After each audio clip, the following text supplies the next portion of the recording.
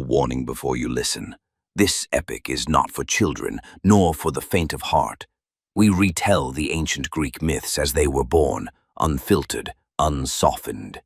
Scenes of violence, curses, betrayals, and a hunger for power that shows no mercy. Given the many conflicting versions of the Titan War, the events have been rebuilt to complete the missing pieces. Here, we tell the myth as it was meant to be told. Sources and references are listed in the episode description. Chapter 77. From War of the Titans, the Clash of Weapons, and the Fall of Time. The echo of what should never be said, when pride is confronted by the news of doomsday. Crius, the messenger who saw more than a Titan's eyes were meant to bear. In a hall that smothered every voice before it could be heard, Cronus sat. His hands were still stained from a slaughter unfinished, and his eyes half closed, resting not in peace, but on a wound deferred, never healed. The air was still, not because the place was safe, but because even fear dared not breathe here. Then Dolos entered. He didn't kneel. He didn't lift his gaze, but he wasn't the same man who had left. Something inside him had burned, not his skin, but something deeper. As if whatever he had seen on that mountain had ripped out the illusion of safety forever.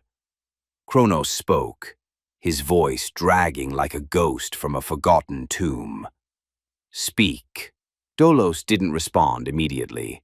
He looked down at his hands, as if they trembled in spite of their strength.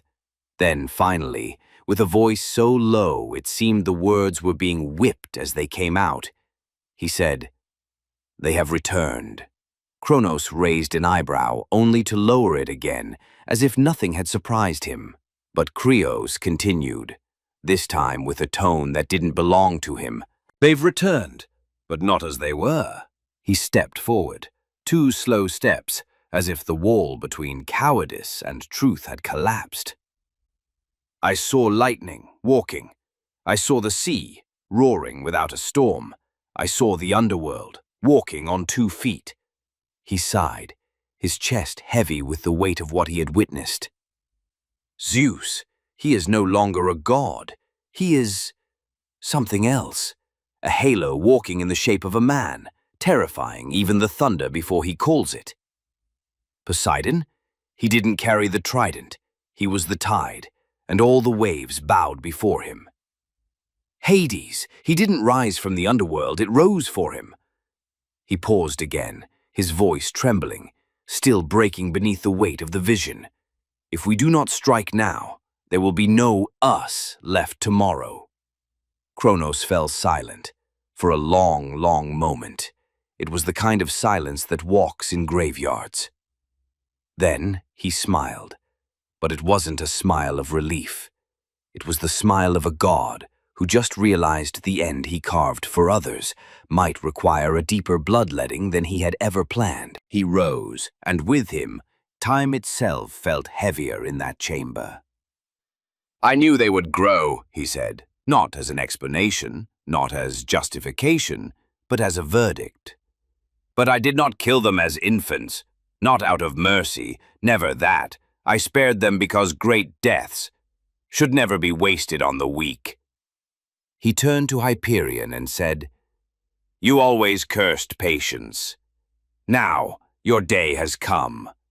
He placed a hand on his shoulder, igniting the fire within him like dry grass under sun, and declared, "Go, and do not return, unless you have hung the sons of the traitor across the edge of the sky." Then he shouted, a roar so deep it split the earth under their feet, "Open 3 fronts. The sky, let Hyperion burn it. The sea, let Perses and Thaumas drown it. The land, leave it to my shadow, Koios and Erebus." Then he looked at Crius, not as a commander to a scout, but like a god signing off on a massacre yet to be named. You didn't just spy, you placed the sickle on their necks and stepped back like you were never there. And in the corner, where no eyes lingered, the stone itself shuddered with the news. The dust trembled, and a single tear fell from a tent where no soul lived, only prophecy. War no longer waited for drums, the feet were moving, and the sickle had been sharpened. And from far away, an ancient time smiled and whispered, "So it begins. The end, written in ink that cannot be washed, the blood of brothers."